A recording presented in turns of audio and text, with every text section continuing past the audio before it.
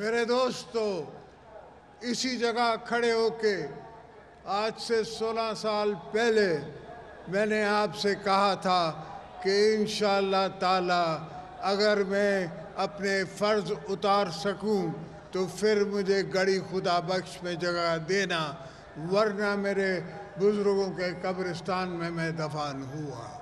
الحمدللہ آج میں کہہ سکتا ہوں بھٹو صاحب کے ریفرنس کے بعد کہ تقریباً ہم نے سارے قرض اتارے ہیں، 73 کانسٹیٹیوٹ کیا ہے اور آپ سب کے حق میں نے سنبھالے ہیں۔ انشاءاللہ آگے بھی آپ کے حق سنبھالتے رہیں گے اور آپ کو قدم بڑھا کے آگے لے کے جائیں گے۔ پاکستان غریب ملک نہیں ہے، پاکستان میں صرف اسلام آباد بہت غریب ہے۔ مسئلہ اسلام آباد سے، مسئلہ نہ کوئٹہ سے ہے، نہ حیدرآباد سے ہے، نہ کراچی سے ہے، نہ لاہور سے ہے، نہ پشاور سے ہے۔ مسئلہ اسلام آباد میں بیٹھے ہوئے لوگوں کی سوچ سے ہے۔ ان کی سوچ نہیں جاگتی، ان کی سوچ نہیں جاگتی، سمجھتی نہیں ہے، سنتی نہیں ہے، آنکھیں دیکھتی نہیں ہیں، ان کو نظر نہیں آتا کہ غریب کے ساتھ کیا ہو رہا ہے، ان کو نظر نہیں آ رہا کہ بھوکا کیسے سوتا ہے، ان کو نظر نہیں آتا کہ نہ کپڑے نہیں ہوتے تو اپنے تن پہ بندہ بیٹھ کے اپنے بچوں کے ساتھ کیا کرتا ہے۔ یہ ساری چیزیں سیاستدانوں کو نظر آتی ہیں، اس لیے کہ ہمیں دیکھنی پڑتی ہے۔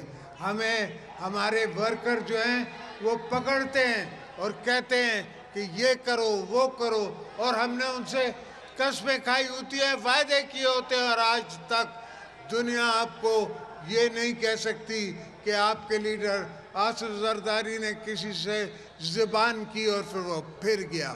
ہم نے کبھی یہ دھندا نہیں کیا، اور ہمیشہ بھٹو صاحب کے مشن کو اور بی بی صاحبہ کی شمع کو جلائے رکھا، ہر جگہ وہ شمع جلائے رکھا۔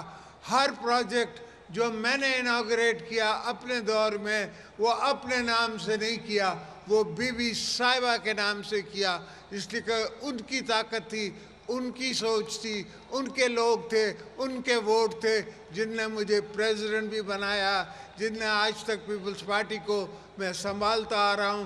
وہ بی بی صاحبہ کی امانت ہے، ان کی امانت کے حساب سے میں سنبھالتا آ رہا ہوں۔ انشاءاللہ جتنے بھی وعدے آپ کے ساتھ بلاول نے کیے ہیں وہ ہم سب پورے کریں گے۔ آپ دوستوں سے درخواست ہے کہ آپ صبر بھی تھوڑا کریں، تھوڑا لحاظ بھی کریں۔ انشاءاللہ پاکستان کو ہم بنائیں گے، اور بنانے کی ضرورت ہے۔ یہ پاکستان جو ہے وہ ہماری مجبوری ہے کہ ہم اس کو بنائیں، یہ نہیں ہے کہ ہم پاکستان بغیر بنائے چلے جائیں اس دنیا سے۔ پاکستان کو بنائیں گے تو آنے والی قومیں، آنے والی نسلیں ہمیں یاد رکھیں گی، ورنہ تو بہت آئے بہت چلے گئے۔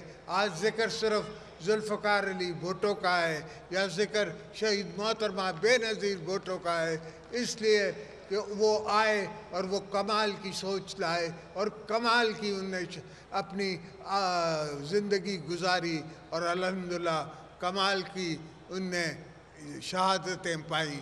تو یہ شہادتیں بھی اللہ جن کو نصیب کرے ان کو ملتی ہیں۔ ایسا نہیں ہے کہ جو گھر سے منہ اٹھائے اور کہے کہ میں شہید ہونے چلا ہوں، ان کو شہادت نصیب نہیں ہوتی۔ شہادت ان کو نصیب ہوتی ہے جن نے انسان ذات کی خدمت کی ہوتی ہے، اور اس کی انسان ذات کی خدمت میں اول درجے پہ بھٹو صاحب تھے، پھر بی بی صاحبہ تھی، اور پھر کہیں تاریخ میں ہمارا بھی نام آئے گا، مگر پہلا تاریخ میں نام بھٹو صاحب کا اور بی بی صاحب کا آئے گا۔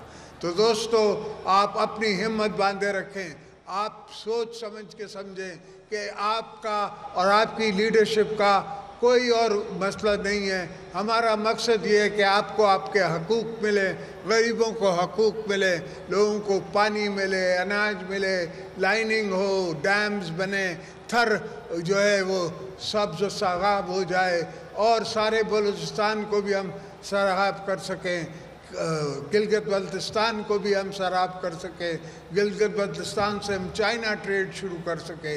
ये सारी सोचें हैं वो हमारे मैनिफेस्टो में भी इंशाल्लाह होंगी, और आप देखेंगे कि हम अगली दफ़ा ये सब काम करके दिखाएंगे। जे भुट्टो।